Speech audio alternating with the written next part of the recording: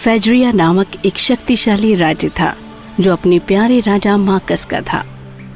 वो अपनी प्रजा से बहुत प्रेम करता था और हमेशा अपने राज्य के लोगों के जीवन को बेहतर बनाने के लिए सोचता रहता था।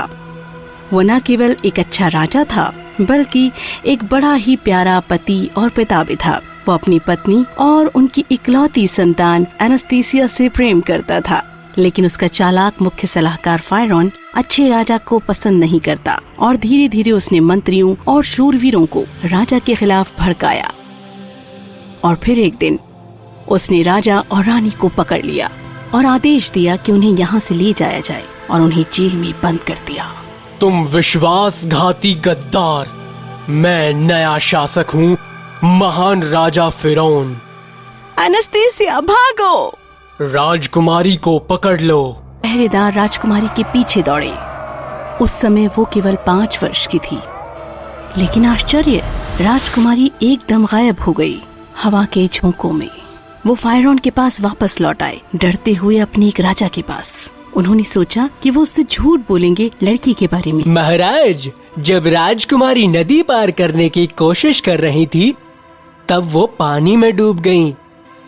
अच्छा, मार्कुसिस का इकलौता वारिस अब चला गया। एक राज्य अब मेरा है। केवल मेरा। और फिर कई सालों तक दुष्ट राजा फायरॉन राजा बना रहा। राज्य की प्रजा दुखी थी। वो दुखी थे उन बेकार के करों को जो उन पर थोप दिए गए थे।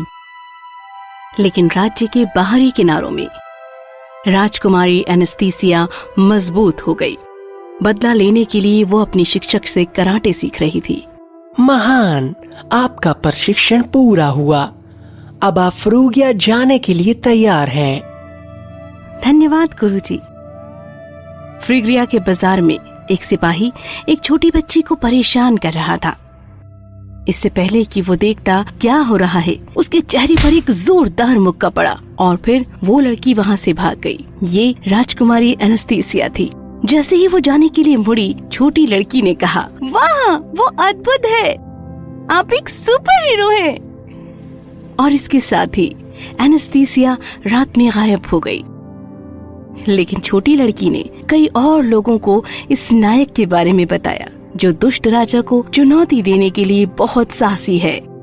जब भी वो कर सकती थी, उसने दुष्ट राजा के सैनिकों पर हमला करना जारी रखा और राज्य के लोगों ने सोचा कि आखिरकार उनके पास एक बचाने वाला आ गया। सुपर एशिया राजा के कानों तक भी खबर पहुंचने में देर नहीं लगी। ये सुपर एशिया कौन है और ये क्या चाहता है? सर, सुपर एशिया एक लड़की है। तुम्हारा मतलब है कि मेरे राज्य में एक लड़की ने कहर ढाया है? जब फायरॉन अपने सलाहकार से बात कर रहा था, तब राज्य स्वास्थ्य मंत्री श्रीमान हेनरी सोच रहे थे। अगर मंत्री रंग हमें बता सकें कि वो कब और कहां हमला करती हैं, तो उसे पकड़ने की रणनीति बनाने में बहुत मदद मिलेगी। मैं सहमत हूँ। वो सूर्यास्त के बाद ही बाहर निकलती है। पिछले कुछ हफ्तों में हमारे बहुत से सैनिकों पर हमला किया गया है। ऐसा लगता है कि वो किसी पर भी हमला करेगी जो आपके प्रशासन का हिस्सा है। महामहिम। उस रात जब हेनरी अपने घर लौट रहा था, तो उसने अपने पीछे कदमों की आहट सुनी। उसने तुरंत पलटकर राजकुमारी एनास्थीसिया को देखा। उसने तुरंत उसका हाथ पकड़ लिया और उसकी आंखों में देखा और मुस्कुराया। राजकुमारी एनास्थीसिया, आप कौन हैं और आप मेरा नाम कैसे जानते हैं? उर्स मेजर आपकी आंखों के नीचे आपके जन्म के निशान सितारों के आकार में हैं। एनास्थीसिया ने अपनी भवें चढ़ाई और उसी पल वो हवा की तरह उड़ी और उसने उस पर हमला कर दिया और वो जमीन पर गिर गया। मेरे भाई ने तुम्हें अच्छा सिखाया है। जिस दिन तुम भाग गए थे, मेरे भाई लुई ने फ्रूगिया को राज्य के छोर पर छोड़ दिया।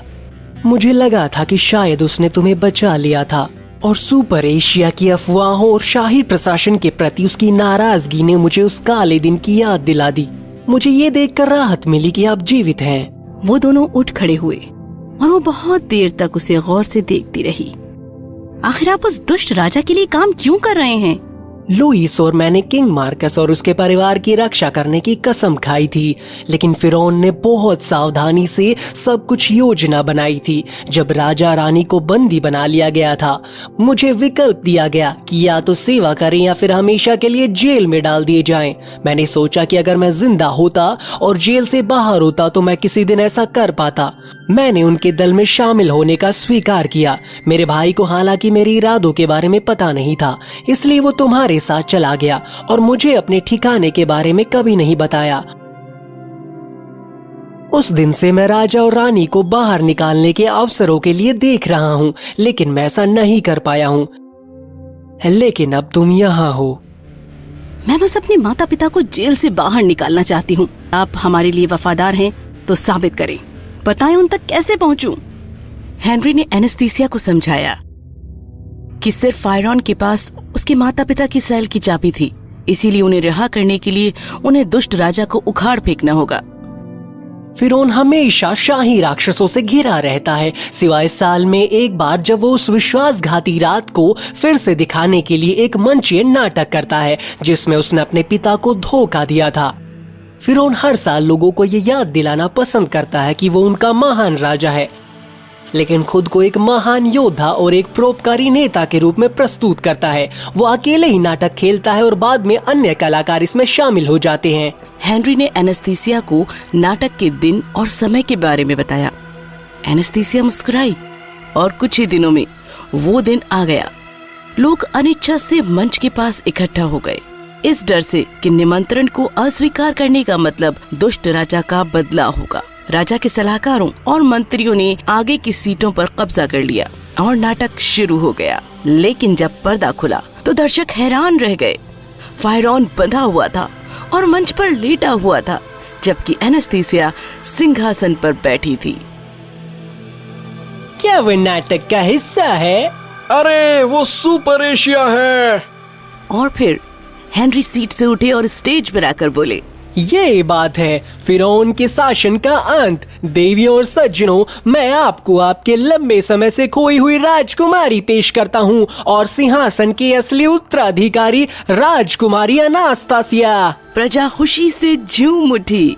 विराम, आपको लगता है कि आप हमारे राजा को पकड़ लेंगे और हम चुपचाप बैठेंगे? गार्ड, जाकर उसे पकड़ लो। चलो सामना करो, मैं अभी तुम्हें एक अच्छा सबक सिखाती हूँ। और जब यहाँ मंच पर नाच गाना चल रहा था, तभी मेरे माता पिता को जेल से मुक्ति मिल गई और अब तुम्हें सच्चे राजा के क्रोध का सामना करना होगा। हैं? क्या? गिरा दो अपने हथियार और उन्हें दूर करो। असहाय सैनिकों और मंत्रियों ने ठीक वैसा ही किया।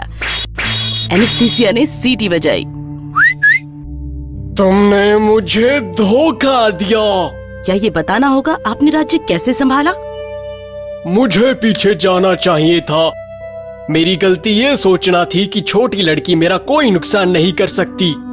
हाँ, वो तुम्हारी सबसे बड़ी भूल थी।